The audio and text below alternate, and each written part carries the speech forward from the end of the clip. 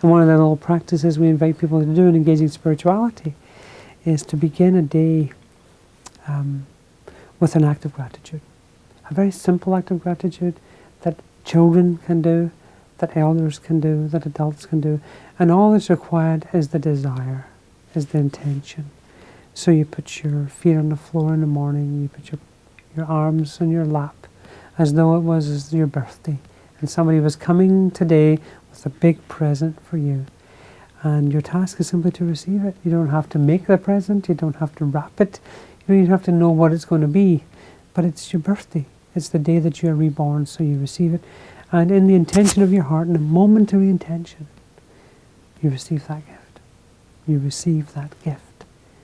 And you take a deep breath, and you say thank you. And that's a way to start the day. As the day progresses, of course, that gift turns out to be heavier than you thought it would be. There are challenges, there are problems, there are realities that have to be dealt with. There is work that has to be done. And so sometimes it can feel like a burden. But if we remember that we act out of gratitude and gratefulness, then we recognize that it's how we carry the day that determines whether it's a gift or a burden. How we carry the realities that will necessarily happen to us, the things that will shape and change and move us. And we may deal with tragedy today, we may deal with loss today, but how we receive it will determine what it becomes for us in the end. And we get to the end of the day, and another simple ritual as a last thing to do before we enter into the darkness of sleep. And that is, we put our hands on our lap once more, aware that this day has been a gift. Whatever has happened, it has all been a gift. And we hold it momentarily, and we breathe deeply, and we hand it back to the source from whence it came with a thank you. Thank you for this day that has been. And now I can let it go.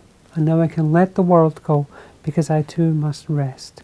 And that again, that restlessness, that sense of loss and restlessness is one of the dimensions of the work of justice and peace that can really drain us if we are not able to hand back and say, I entrust unto you.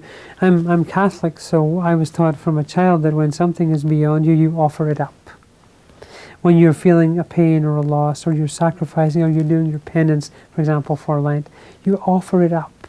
Because in the offering up, in that idea of giving over, you're also entrusting yourself to something bigger that understands what you can't, that sees beyond the horizon that we can't see beyond. And there's that dimension of trust that we fall into sleep to be refreshed, to receive another day.